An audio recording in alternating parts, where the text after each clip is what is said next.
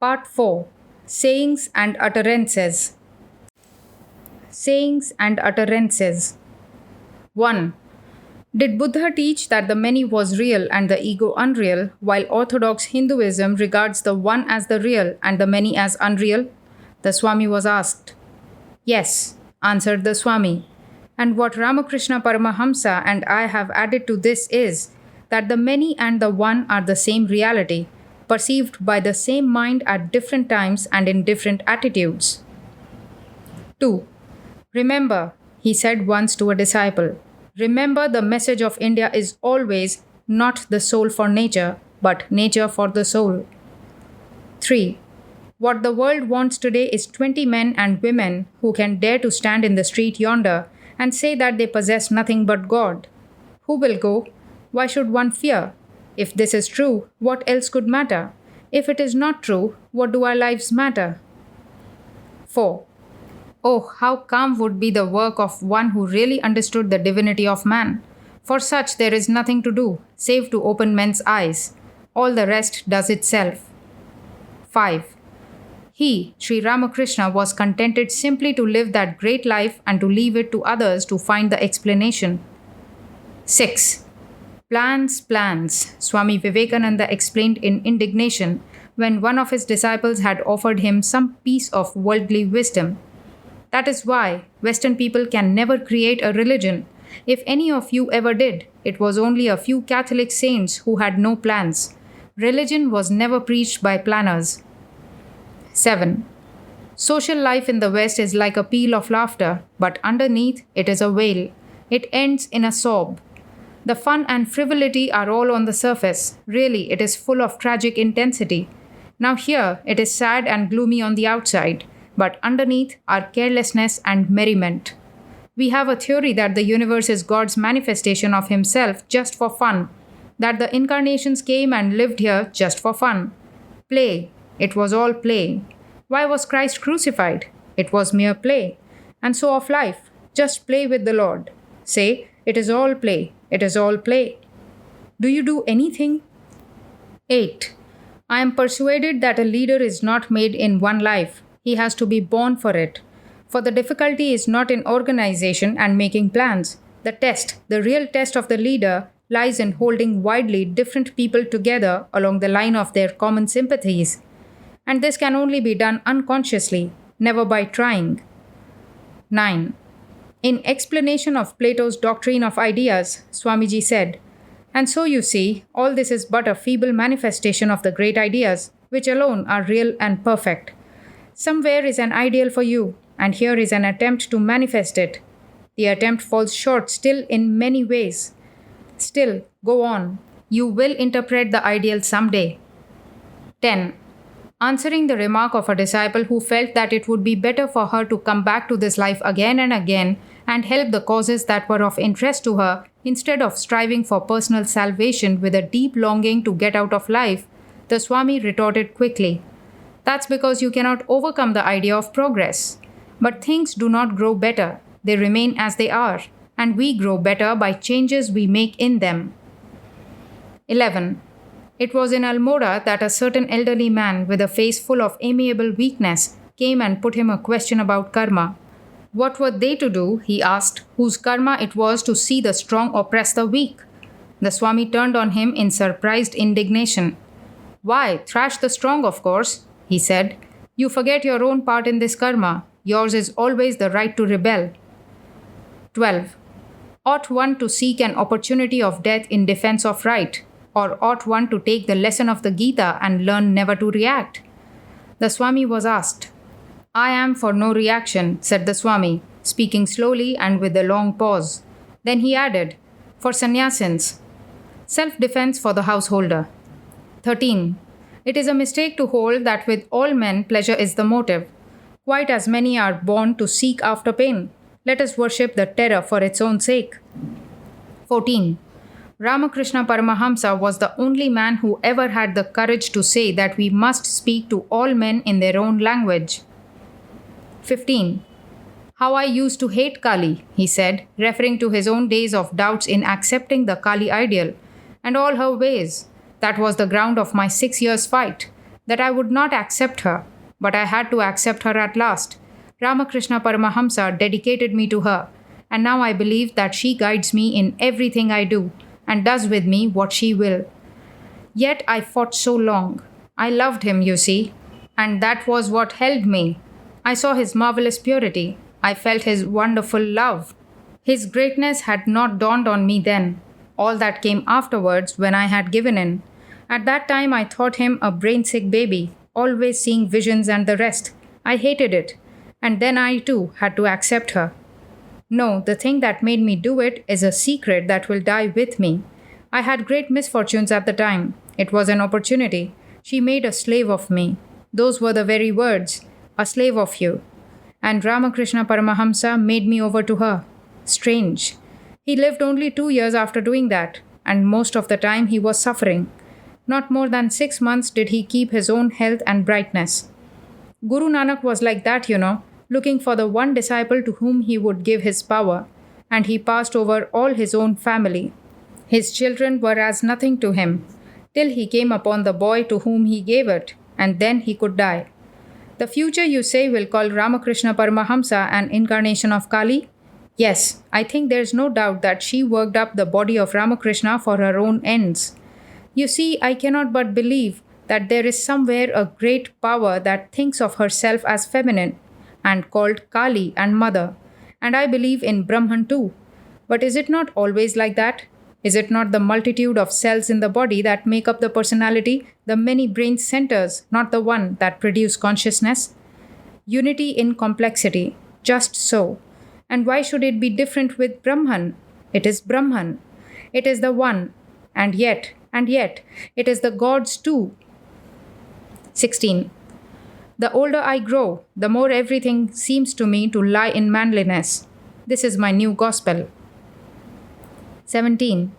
Referring to some European reference to cannibalism as if it were a normal part of life in some societies, the Swami remarked, "That is not true. No nation ever ate human flesh, save as a religious sacrifice or in war out of revenge. Don't you see? That's not the way of gregarious animals. It would cut at the root of social life." 18. Sex, love, and creation. These are at the root of most religions. And these in India are called Vaishnavism, and in the West, Christianity. How few have dared to worship death or Kali? Let us worship death. Let us embrace the terrible, because it is terrible, not asking that it be toned down. Let us take misery for misery's own sake. 19. The 3 cycles of Buddhism were 500 years of the law, 500 years of images, and 500 years of tantras. You must not imagine that there was ever a religion in India called Buddhism with temples and priests of its own order. Nothing of the sort. It was always within Hinduism. Only at one time the influence of Buddha was paramount, and this made the nation monastic. 20. The conservatives' whole ideal is submission. Your ideal is struggle. Consequently, it is we who enjoy the life, and never you. You are always striving to change yours to something better, and before a millionth part of the change is carried out, you die. The Western ideal is to be doing, the Eastern to be suffering.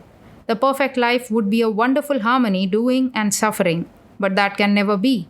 In our system, it is accepted that a man cannot have all he desires. Life is subjected to many restraints. This is ugly, yet it brings out points of light and strength. Our liberals see only the ugliness and try to throw it off, but they substitute something quite as bad, and the new custom takes as long as the old for us to work to its centers of strength. Will is not strengthened by change. It is weakened and enslaved by it. But we must be always absorbing. Will grows stronger by absorption, and consciously or unconsciously, will is the one thing in the world that we admire.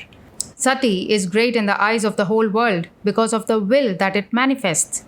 It is selfishness that we must seek to eliminate. I find that whenever I have made a mistake in my life, it has always been because self entered into the calculation. Where self has not been involved, my judgment has gone straight to the mark.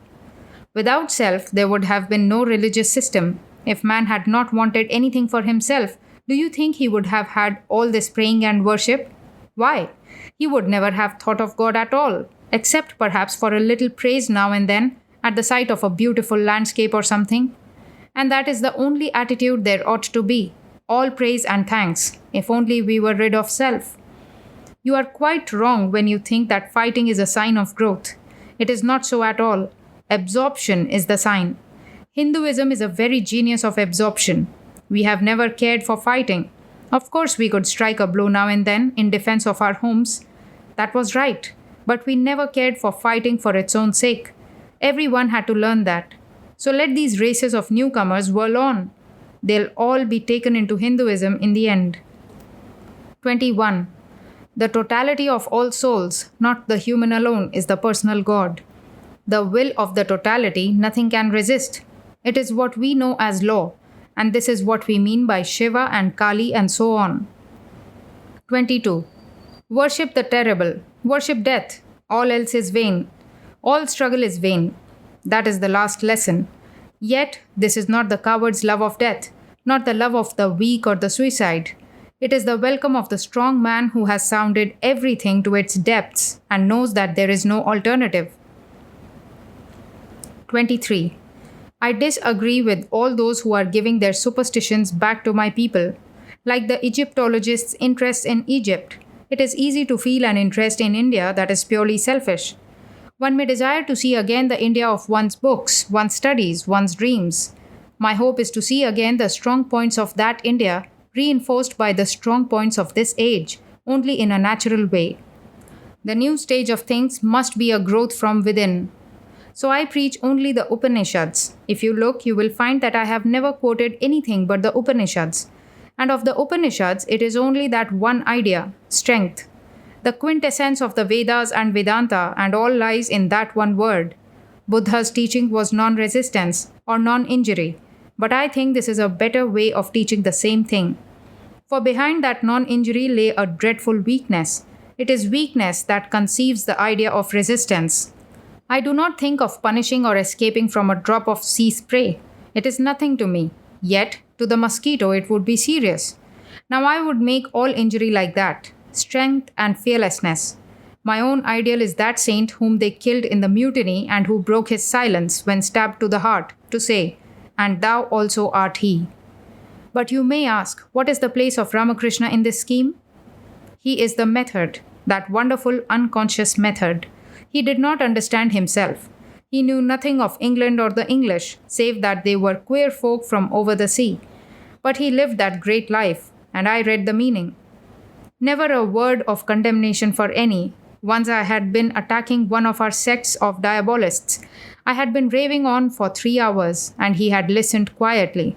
"Well, well," said the old man as I finished, "perhaps every house may have a back door. Who knows?" Hitherto, the great fault of our Indian religion has lain in its knowing only 2 words, renunciation and mukti. Only mukti here. Nothing for the householder. But these are the very people whom I want to help. For are not all souls of the same quality? Is not the goal of all the same? And so strength must come to the nation through education. 24. The Puranas, the Swami considered to be the effort of Hinduism to bring lofty ideas to the door of the masses. There had been only one mind in India that had foreseen this need, that of Krishna, probably the greatest man who ever lived. The Swami said, "Thus is created a religion that ends in the worship of Vishnu as the preservation and enjoyment of life, leading to the realization of God.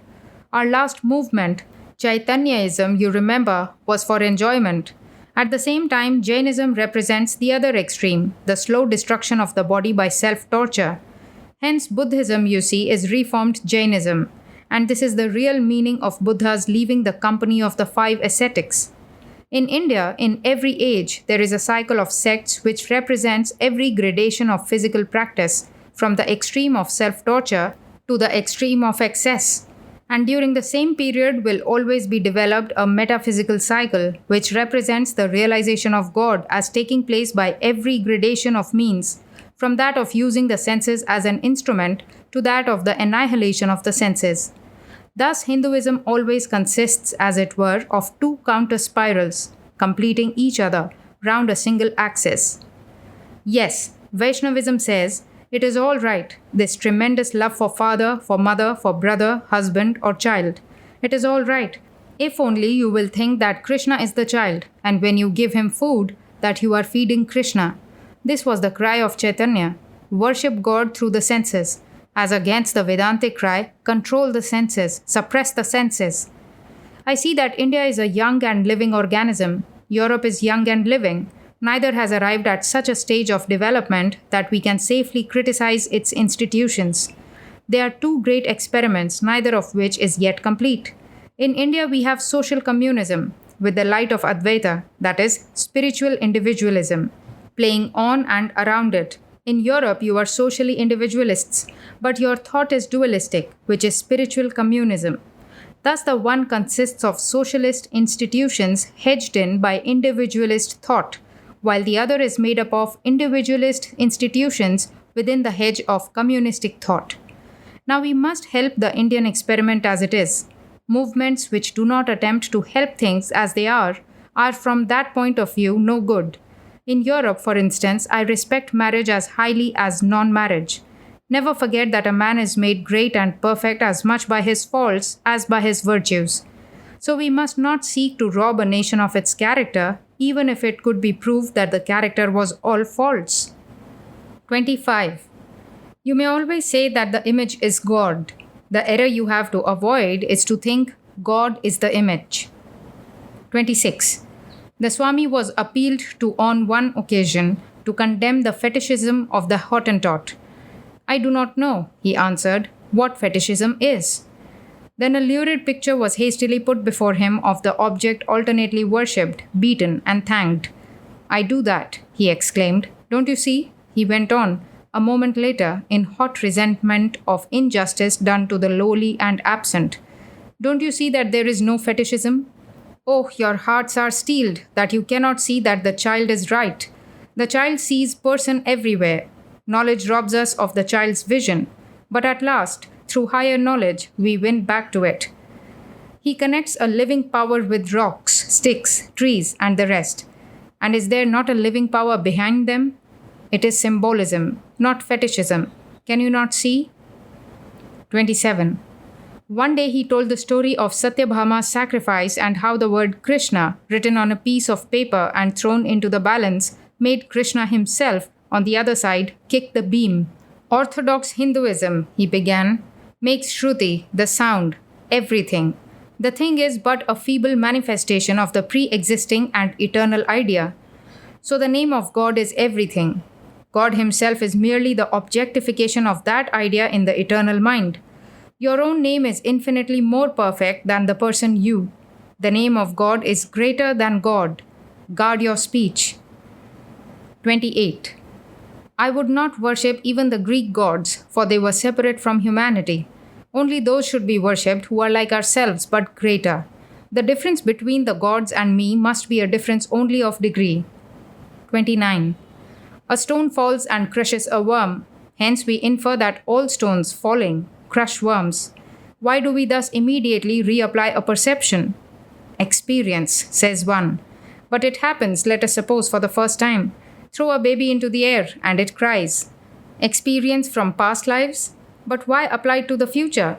Because there is a real connection between certain things, a pervasiveness. Only it lies with us to see that the quality neither overlaps nor falls short of the instance. On this discrimination depends all human knowledge. With regard to fallacies, it must be remembered that direct perception itself can only be a proof, provided the instrument, the method, and the persistence of the perception are all maintained pure. Disease or emotion will have the effect of disturbing the observation. Therefore, direct perception itself is but a mode of inference. Therefore, all human knowledge is uncertain and may be erroneous. Who is a true witness? He is a true witness to whom the thing said is a direct perception. Therefore, the Vedas are true because they consist of the evidence of competent persons. But is this power of perception peculiar to any? No. The Rishi, the Aryan, and the Mlecha all alike have it. Modern Bengal holds that evidence is only a special case of direct perception, and that analogy and parity of reason are only bad inferences. Therefore, of actual proofs, there are only two, direct perception, and inference. One set of persons, you see, gives priority to the external manifestation, the other to the internal idea. Which is prior, the bird to the egg or the egg to the bird? Does the oil hold the cup or the cup the oil? This is a problem of which there is no solution. Give it up. Escape from Maya. 30. Why should I care if the world itself were to disappear? According to my philosophy, that you know would be a very good thing. But in fact, all that is against me must be with me in the end. Am I not her soldier? 31. Yes, my own life is guided by the enthusiasm of a certain great personality. But what of that? Inspiration was never filtered out to the world through one man. It is true I believe Ramakrishna Paramahamsa to have been inspired. But then I am myself inspired also. And you are inspired. And your disciples will be. And theirs after them, and so on, to the end of time. Don't you see that the age for esoteric interpretation is over? For good or for ill, that day is vanished, never to return. Truth in the future is to be open to the world. 32. Buddha made the fatal mistake of thinking that the whole world could be lifted to the height of the Upanishads, and self-interest spoilt all. Krishna was wiser because he was more politic. But Buddha would have no compromise. The world before now has seen even the Avatara ruined by compromise, tortured to death for want of recognition, and lost. But Buddha would have been worshipped as God in his own lifetime, all over Asia for a moment's compromise. And his reply was only, Buddhahood is an achievement, not a person. Verily was he the only man in the world who was ever quite sane, the only sane man ever born. 33. People had told the Swami in the West that the greatness of Buddha would have been more appealing had he been crucified. This he stigmatized as Roman brutality and pointed out, the lowest and most animal liking is for action. Therefore, the world will always love the epic. Fortunately for India, however, she has never produced a Milton, with his hurled headlong down the steep abyss. The whole of that were well exchanged for a couple of lines of Browning. It had been this epic vigor of the story, in his opinion, that had appealed to the Roman. The crucifixion it was that carried Christianity over the Roman world. Yes, yes, he reiterated. You Western folk want action. You cannot yet perceive the poetry of every common little incident in life. What beauty could be greater than that of the story of the young mother coming to Buddha with her dead boy? Or the incident of the goats? You see, the great renunciation was not new in India. But after Nirvana, look at the poetry. It is a wet night, and he comes to the cowherd's hut and gathers in to the wall under the dripping eaves. The rain is pouring down and the wind rising. Within, the cowherd catches a glimpse of a face through the window and thinks, "Ha ha, yellow garb, stay there. It's good enough for you." And then he begins to sing. My cattle are housed and the fire burns bright. My wife is safe and my babe sleeps sweet. Therefore ye may reign, if ye will, O clouds, tonight. And the Buddha answers from without, my mind is controlled, my senses are all gathered in, my heart firm. Therefore ye may reign, if ye will, O clouds, tonight. Again the cowherd, the fields are reaped, and the hay is fast in the barn. The stream is full, and the roads are firm. Therefore ye may reign, if ye will, O clouds, tonight. And so it goes on, till at last the cowherd rises in contrition and wonder, and becomes a disciple. Or what would be more beautiful than the barber's story? The Blessed One passed by my house, the barber's. I ran, but he turned and awaited me. Awaited me, the barber. I said, May I speak, O Lord, with thee? And he said, Yes. Yes to me, the barber. And I said, Is nirvana for such as I? And he said, Yes, even for me, the barber. And I said, May I follow after thee? And he said, Oh yes, even I, the barber. And I said, May I stay, O Lord, near thee? And he said, Thou mayest, even to me, the poor barber. 34. The great point of contrast between Buddhism and Hinduism lies in the fact that Buddhism said, Realize all this as illusion, while Hinduism said, Realize that within the illusion is the real. Of how this was to be done, Hinduism never presumed to enunciate any rigid law. The Buddhist command could only be carried out through monasticism. The Hindu might be fulfilled through any state of life. All alike were roads to the one real. One of the highest and greatest expressions of the faith is put into the mouth of a butcher, preaching by the orders of a married woman to a sannyasin. Thus, Buddhism became the religion of a monastic order, but Hinduism, in spite of its exaltation of monasticism, remains ever the religion of faithfulness to duty, whatever it be, as the path by which man may attain God. 35. Lay down the rules for your group and formulate your ideas, the Swami said, dealing with the monastic ideal for women, and put in a little universalism if there is room for it. But remember that not more than half a dozen people in the whole world are ever at any time ready for this. There must be room for sects, as well as for rising above sects.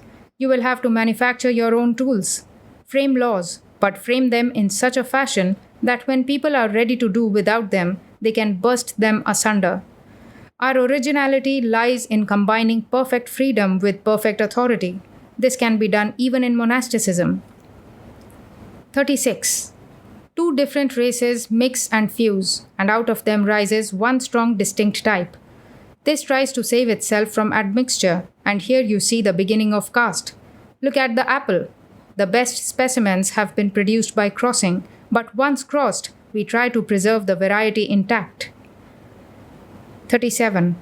Referring to education of girls in India, he said, "In worship of the gods, you must of course use images, but you can change these. Kali need not always be in one position. Encourage your girls to think of new ways of picturing her. Have 100 different conceptions of Saraswati.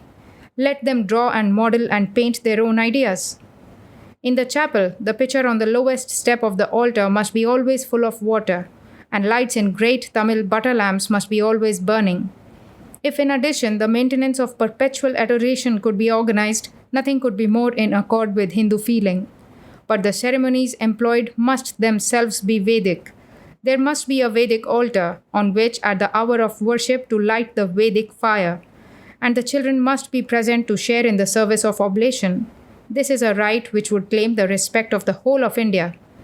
Gather all sorts of animals about you. The cow makes a fine beginning, but you will also have dogs and cats and birds and others. Let the children have a time for going to feed and look after these. Then there is the sacrifice of learning. That is the most beautiful of all. Do you know that every book is holy in India, not the Vedas alone, but the English and Mohammedan also? All are sacred. Revive the old arts. Teach your girls fruit modeling with hardened milk. Give them artistic cooking and sewing. Let them learn painting, photography, the cutting of designs in paper, and gold and silver filigree and embroidery. See that everyone knows something by which he can earn a living in case of need. And never forget humanity. The idea of a humanitarian man worship exists in nucleus in India, but it has never been sufficiently specialized. Let your students develop it. Make poetry, make art of it. Yes, a daily worship at the feet of beggars after bathing and before the meal would be a wonderful practical training of heart and hand together. On some days again, the worship might be of children, of your own pupils, or you might borrow babies and nurse and feed them. What was it that Mataji said to me? Swamiji, I have no help, but these blessed ones I worship, and they will take me to salvation. She feels, you see, that she is serving Uma in the Kumari, and that is a wonderful thought with which to begin a school. 38. Love is always a manifestation of bliss. The least shadow of pain falling upon it is always a sign of physicality and selfishness. 39. The West regards marriage as consisting in all that lies beyond the legal tie, while in India, it is thought of as a bond thrown by society round two people to unite them together for all eternity. Those two must wed each other, whether they will or not, in life after life. Each acquires half of the merit of the other, and if one seems in this life to have fallen hopelessly behind, it is for the other only to wait and beat time till he or she catches up again. 40. Consciousness is a mere film between two oceans, the subconscious and the superconscious. 41. I could not believe my own ears when I heard Western people talking so much of consciousness. Consciousness? What does consciousness matter? Why? It is nothing compared with the unfathomable depths of the subconscious and the heights of the superconscious. In this, I could never be misled, for had I not seen Ramakrishna Paramahamsa gather in 10 minutes from a man's subconscious mind the whole of his past and determine from that his future and his powers? 42. All these visions, etc., are side issues. They are not true yoga. They may have a certain usefulness in establishing indirectly the truth of our statements. Even a little glimpse gives faith that there is something behind gross matter. Yet, those who spend time on such things run into grave dangers. These psychic developments are frontier questions. There can never be any certainty or stability of knowledge reached by their means. Did I not say they were frontier questions? The boundary line is always shifting. 43. I am the servant of the servants of Buddha. Who was there ever like him? The Lord, who never performed one action for himself, with a heart that embraced the whole world, so full of pity that he, prince and monk, would give his life to save a little goat, so loving that he sacrificed himself to the hunger of a tigress, to the hospitality of a pariah, and blessed him. And he came into my room when I was a boy, and I fell at his feet, for I knew it was the Lord himself. 44. He, Shuka, is the ideal Paramahamsa. To him alone amongst men was it given to drink a handful of the waters of that one undivided ocean of Sat Chit Ananda, existence, knowledge, and bliss absolute.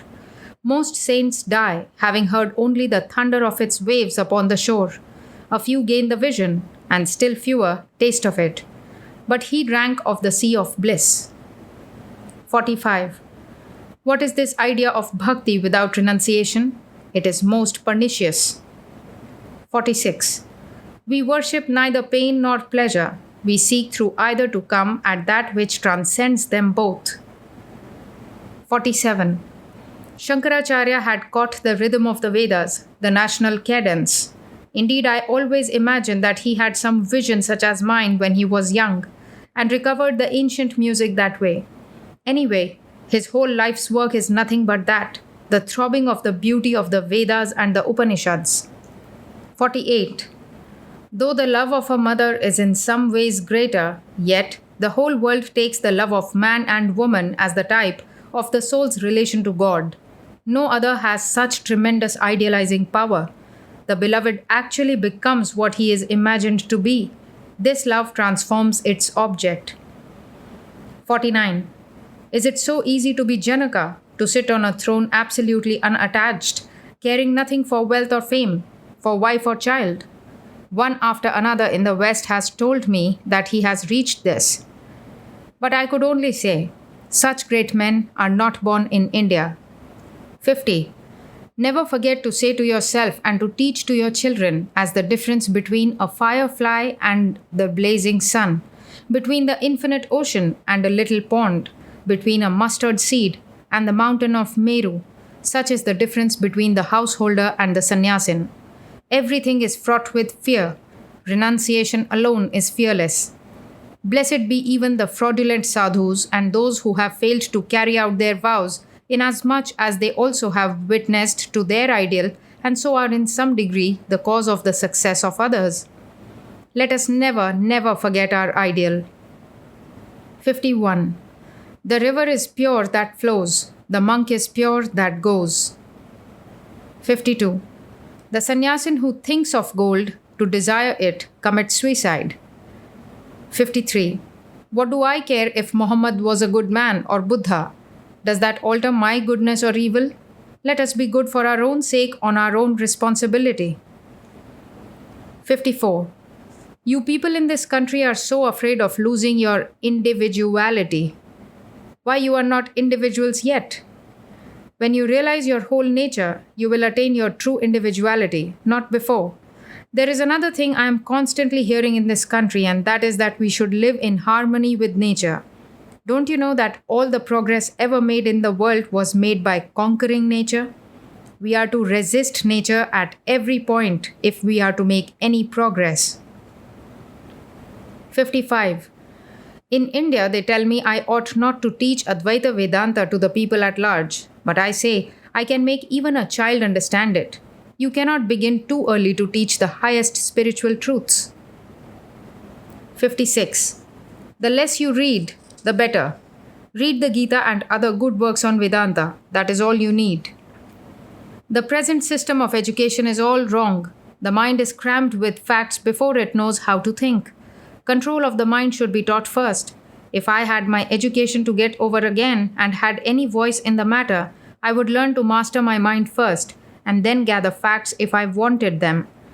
It takes people a long time to learn things because they can't concentrate their minds at will. 57. If a bad time comes, what of that? The pendulum must swing back to the other side. But that is no better. The thing to do is to stop it.